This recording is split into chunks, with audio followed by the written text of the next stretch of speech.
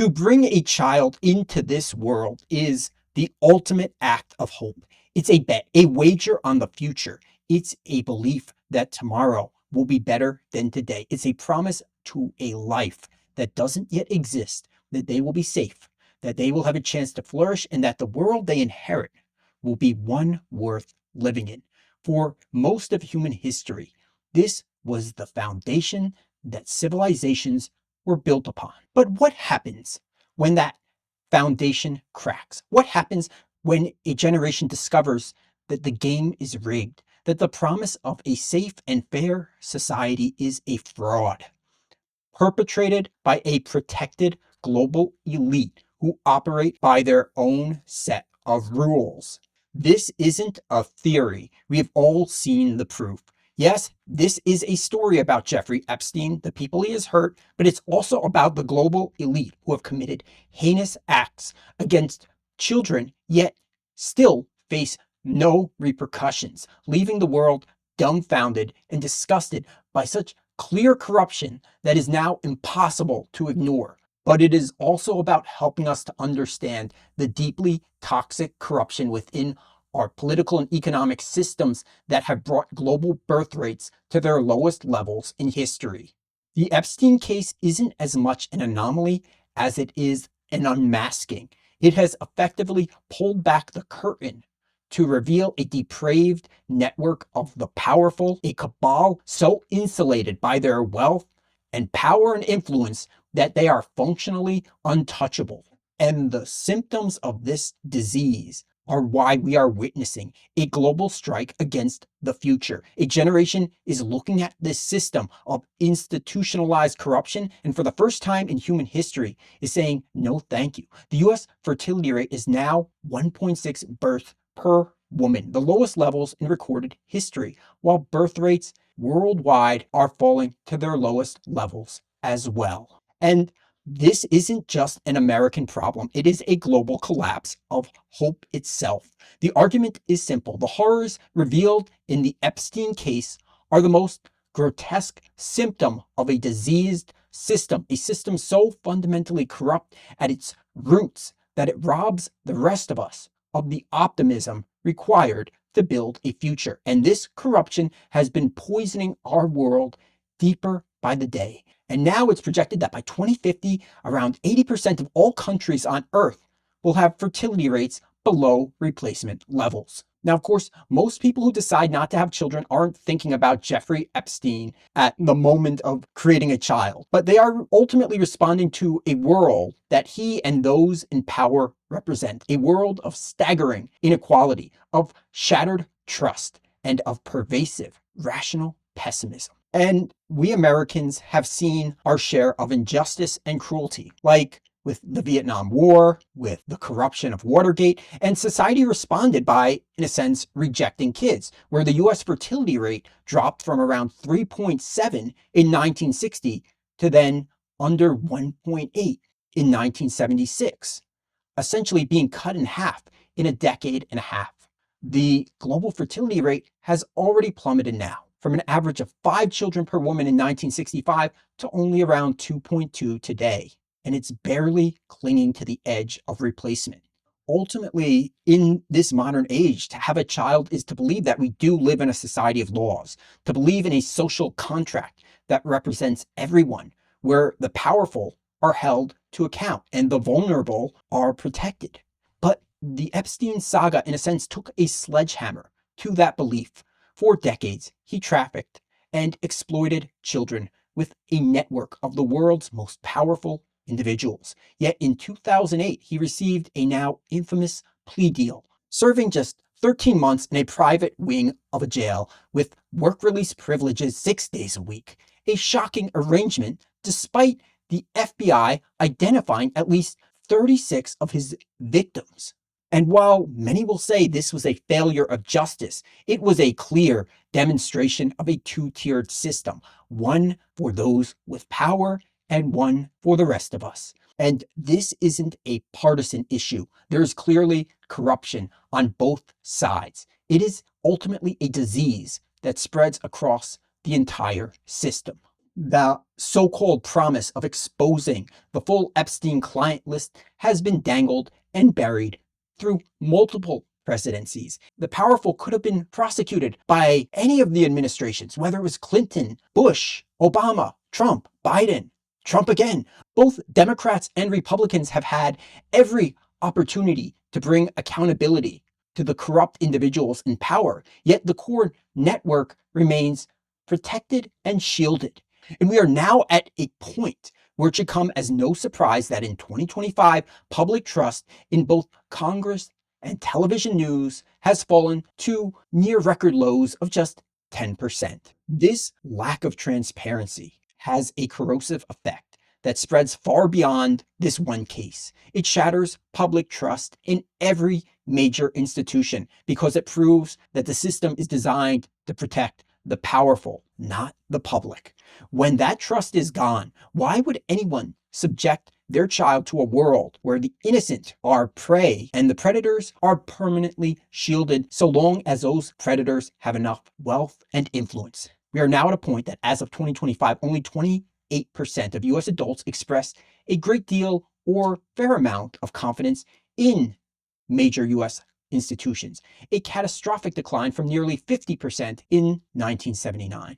The two-tier justice system is the twin of our two-tiered economy. The same class of people implicated in these scandals are the architects of an economic system that has created crippling financial anxiety for billions. When the banks run by this protected class ignited the 2008 financial crisis with just pure, unadulterated greed. They received over $700 billion in taxpayer bailouts. Meanwhile, ordinary people had to fail and go into bankruptcy without any sort of protection. When a host of banks then failed again in 2023, the government once again stepped in to guarantee their deposits, protecting the wealthy and the well-connected. Meanwhile, millions of ordinary people lost their homes, lost their jobs, lost their life savings, and received next to nothing.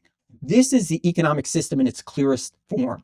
Profits are privatized for the elite, but when catastrophic losses happen to them, then all of a sudden those losses are socialized and have to be paid for by the general public, by the people. And by 2025, it's now estimated that the top 1% of households now hold over 31% of the nation's wealth, one of the highest numbers in the developed world. And it should come as no surprise when effectively, if they fail, the government will socialize their losses.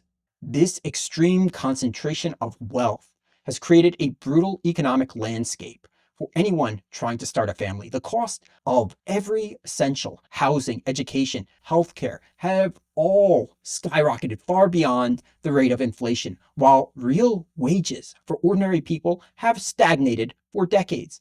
The median home price in the US has soared to over 7.3 times the median household income. We have a generation being squeezed by an economic system that makes having children a luxury.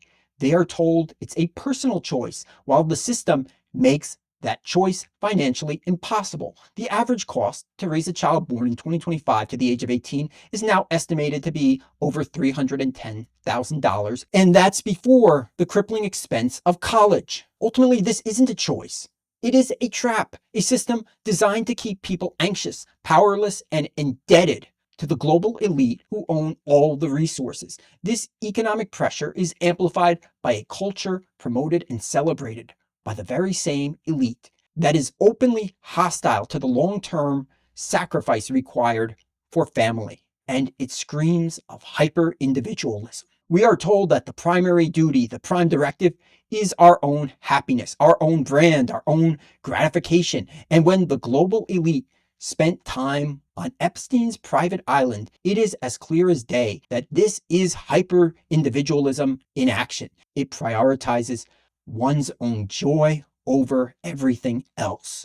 Unsurprisingly, a recent study revealed prioritizing other interests in life is now a leading reason for foregoing children, a direct result of this cultural programming towards individualism. And this isn't an accident. A population that is focused on individual achievement is far easier to control and exploit. A population not bound by the deep ties of family or community is far less likely to challenge the status quo. A population divided by race, by gender, and class cannot coexist and fight to fix a broken system. And of course, what is the ultimate horrifying expression of this hyper-individualistic nature, this narcissistic worldview? It is Jeffrey Epstein and his network, who saw other human beings and children not as people, but as objects for their own gratification. Their actions are the logical endpoint to a global power structure that devalues human life in the most horrific ways imaginable. It is no surprise that the world's most individualistic societies are also seeing the most catastrophic collapses in their birth rates, with South Korea's fertility rate hitting a shocking 0.7. This cultural shift is so extreme that the proportions of single-person households in South Korea is projected to exceed 40% by 2040, signifying a society that is seeing its social fabric tear apart in real time. This brings us to the core of the issue, a deep and pervasive cultural pessimism. Knowledge of the Epstein case and the bipartisan system that protects its secrets acts as a poison to the soul of our society. It convinces millions that the future is not worth investing in. And surveys have consistently found that around 60 to 70% of Americans are dissatisfied with the way things are going in the country. And this sense of pessimism is not irrational. It's a logical response to seeing in black and white that the game is rigged. Why would you bring a child into a future that you know is controlled by a cabal of predators who are never held accountable, where everyone on both sides of the political aisle and the media are protecting a corrupt global elite? In a 2023 poll, 63% of Americans stated that they were pessimistic about the country's moral and ethical standards. Ultimately, this pessimism is intertwined with a profound feeling of powerlessness. The Epstein scandal reinforced the brutal lesson that ordinary people are, in a sense, just pawns. I mean, we can vote, we can protest, but the people with real power can do whatever they want. They can abuse anyone and they will be protected. They can crash the economy and they will be bailed out.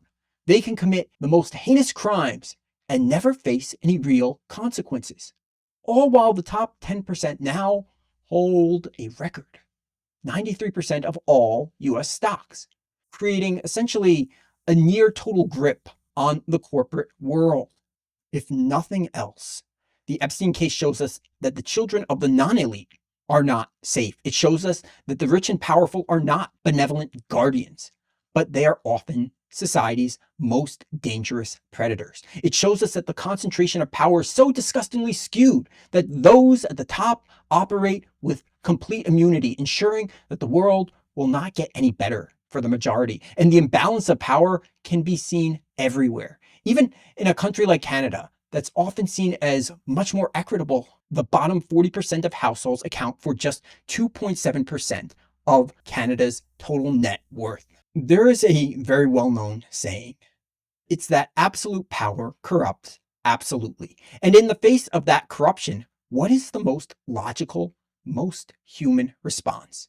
In a sense, it is to retreat, to protect yourself, to refuse to provide the next generation of victims for a system that you no longer believe in. There is a grim irony in all of this. The same billionaires and politicians who benefit from this system, who fly on the private jets to the elite gatherings, to the private islands, they are now starting to publicly worry about declining birth rates. This global elite are worried about who will work in the factories, who will buy their products, who will pay into the social security system that they themselves have plundered and will likely try to dismantle in the coming years. All while a stunning 23% of Americans aged 66 or older live in relative income poverty, the highest rate in the entire G7. So the question ultimately comes, where does this path lead? The immediate future from this vantage point looks bleak. A world with a shrinking, aging population is a world of economic stagnation, a shrinking tax base, and a diminished capacity for innovation.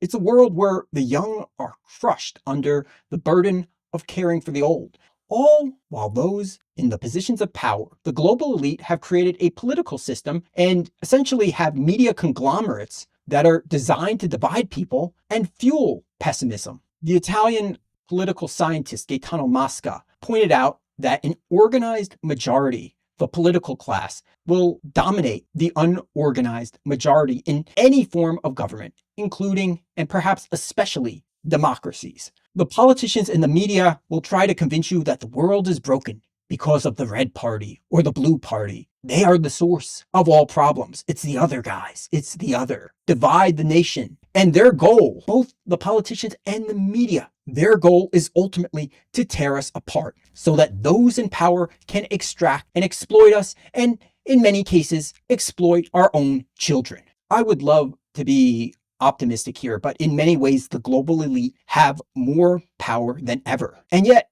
the future is not yet written. The same forces that have exposed this darkness, the free flow of information, the power of independent media that has given us the resources and the platforms that allow us to connect, to organize, to demand a better world, to share our opinions, that may be able to create some kind of positive change. There is a pathway.